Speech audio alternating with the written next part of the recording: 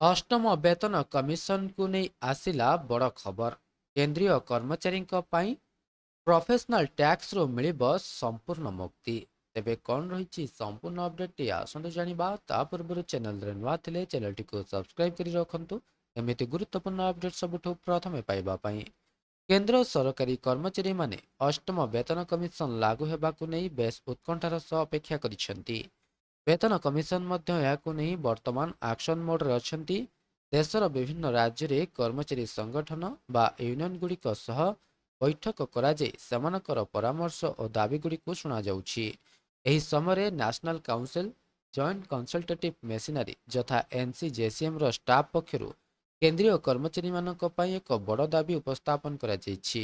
ରାଜ୍ୟ ସରକାରମାନେ କର୍ମଚାରୀଙ୍କ ଦରମାରୁ କାଟୁଥିବା ପ୍ରଫେସନାଲ ଟ୍ୟାକ୍ସରୁ କେନ୍ଦ୍ରୀୟ କର୍ମଚାରୀଙ୍କୁ ସମ୍ପୂର୍ଣ୍ଣ ରିହାତି ବା ମୁକ୍ତି ଦେବା ପାଇଁ ଏକ ପ୍ରସ୍ତାବ ଆୟୋଗ ସାମ୍ନାରେ ରଖାଯାଇଛି। ତେବେ ପ୍ରଫେସନାଲ ଟ୍ୟାକ୍ସ କ'ଣ ଅଟେ?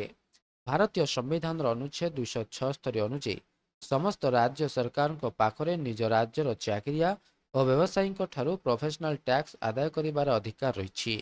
ଏହା ପ୍ରତି ରାଜ୍ୟରେ ସେମାନଙ୍କର ଟ୍ୟାକ୍ସ ସ୍ଲାବ ଆଧାରରେ କଟାଯାଇଥାଏ।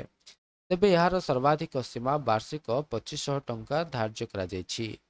ତେବେ ପୁରୁଣା ଟ୍ୟାକ୍ସ ବ୍ୟବସ୍ଥାରେ କ'ଣ ରହିଥିଲା?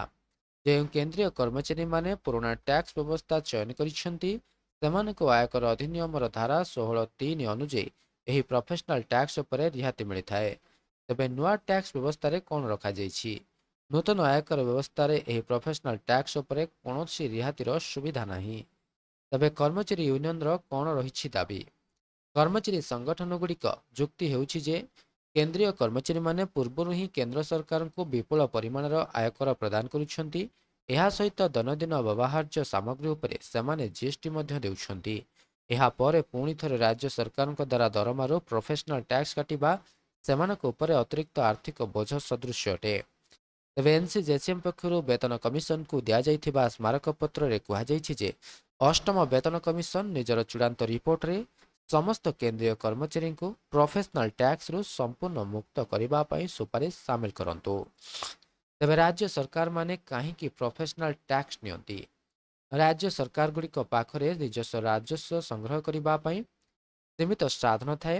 କାରଣ ପ୍ରତ୍ୟକ୍ଷ କର ବା ଡାଇରେକ୍ଟ ଟ୍ୟାକ୍ସର ଏକ ବଡ଼ ଅଂଶ କେନ୍ଦ୍ର ସରକାରଙ୍କ ପାଖକୁ ଯାଇଥାଏ।